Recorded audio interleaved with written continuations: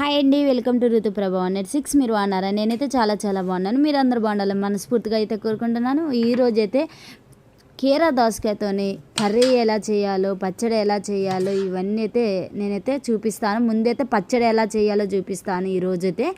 రేపు ఇంకా కీరా దోసకాయలు అయితే ఉన్నాయి, బాగా తెచ్చినవి చాలా ఉన్నాయి. 2 రకాలు 3 రకాలుగా అయితే చూపిస్తాను కంపల్సరిగా.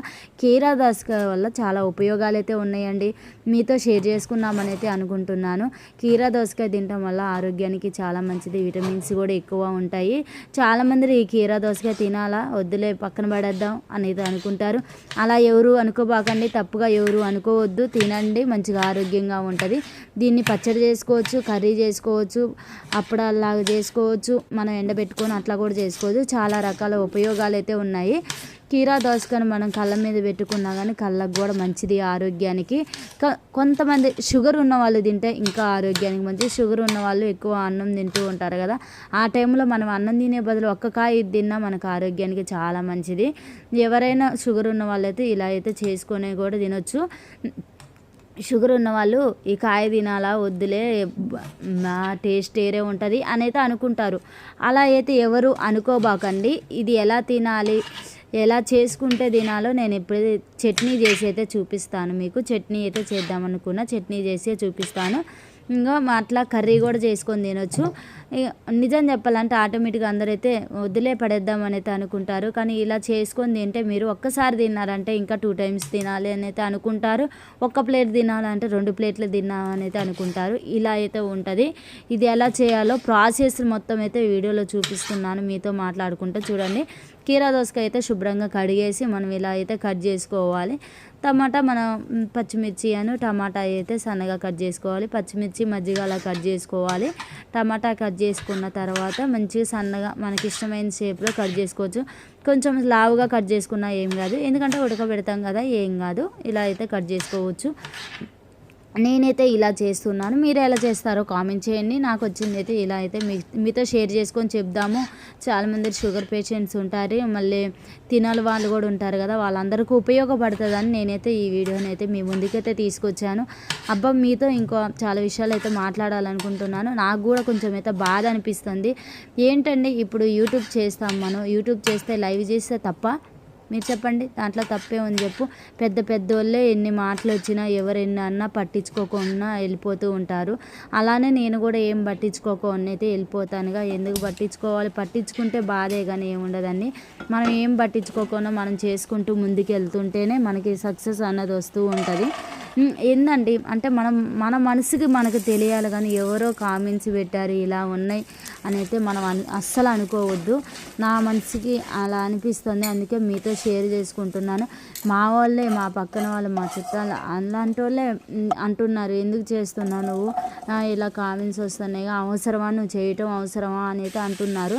కానీ నేను చేయటం వల్ల ఉపయోగం ఏముందో నాకు తెలుసు. కానీ నేను అనుకునేదేనా, నేనే బాధపడట్లేదండి. వాళ్ళు ఎందుకు నాతో ఇలా చెప్తున్నారో నాకైతే అర్థం కావట్లేదు. నాకు వచ్చే కామెంట్స్ నేను ఈ చెవితో విని ఈ చెవితో వదిలేస్తున్నాను. మనం పట్టించుకుంటే ఎన్నో ప్రాబ్లమ్స్ వస్తాయి, ఎంతో బాధపడాల్సి వచ్చింది. మనం ఇది స్టార్ట్ చేసే ముందే అన్నిటికీ ప్రిపేర్ అయ్యి మనం స్టార్ట్ చేసుకోవాలండి, చెప్తున్నాను కదా. ఇప్పుడు మనకు ఒక బాధ వచ్చినా, ఒకళ్ళు మనల్ని ఒక మాట అన్నా, ఎవరైనా తిట్టినా మనం తట్టుకునేటట్టయితేనే ఈ ఛానల్లోకి మనం అయితే రావాలి. ఆ ఉద్దేశంతోనే నేను వచ్చి చేస్తున్నాను. కానీ నేను ఇలా సపోర్ట్ చేస్తున్నాను కదా అని ఎవరు బ్యాడ్ కామెంట్స్ అయితే ఎవరు పెట్టొద్దు. ఇలా పెట్టడం లైవ్ చేసినప్పుడల్లా ఇలా అయితే పెడుతున్నారు. లైవ్ చేసినప్పుడు ఇట్లా ఎవరు పెట్టబాకండి. దానివల్ల ఎంత బాధపడాల్సి వచ్చిందో, ఫ్యామిలీలతో ఎంత బాధపడాల్సి వచ్చిందో అది కూడా ఆలోచించుకోండి కొద్దిగా. ఎవరు అట్లయితే పెట్టబాకండి. ఇంకా మీతో మాట్లాడుతూ అసలు నేను ఏం చేస్తున్నానో మీకైతే చెప్పలేదు. పల్లీలు అయితే ముందైతే కళాయి పెట్టేసుకొని మనం ఆయిల్ వేసుకోవాలి. ఆయిల్ వేసిన తర్వాత పల్లీలు మంచిగా నా కాడైతే ఏమైతే ఉన్నాయో అవన్నీ వేసుకోవాలి. పల్లీలు వేసాను, తర్వాత మినపగుండు కూడా వేసి వేయించుకున్నాను. కొద్దిగా ఫ్రై చేసుకోవాలి. ఫ్రై చేసుకొని పక్కన పెట్టేసుకున్నాము. తర్వాత కీరా దోసకాయను, పచ్చిమిర్చి, టమాటా వేసి ఉప్పు వేసి పసుపు వేసాను, మగ్గబెట్టుకుంటున్నాను. మంచిగా మగ్గబెట్టుకోవాలి. తర్వాత తాలింపు చేసుకోవాలి. మిక్సీ పట్టేసాను, తాలింపు అయితే చేస్తున్నాను. తాలింపులోకి అయితే మంచిగా అల్లం ఎల్లిపాయలు వేసుకోవాలి. ఎల్లిపాయలు వేసిన తర్వాత కరివేపాకు, జీలకర్ర, పచ్చిమిర్చి ఇవన్నీ వేసి మగ్గబెట్టుకోవాలి. తాలింపు ఎంత బాగుంటుందో మన చట్నీ కూడా అంత టేస్ట్ అయితే ఉంటుంది. అలా అయితే చేసుకోవాలి. తర్వాత పసుపు వేసుకొని కలవ తిప్పుకోవాలి. ఇలా కలవ తిప్పుకున్న తర్వాత మనం మగ్గనివ్వాలి మంచిగా. తాలింపు ఎంత బాగా వస్తే మనకి టేస్ట్ కూడా అంత బాగుంటుంది. మగ్గనివ్వాలి. మగ్గనిచ్చాను.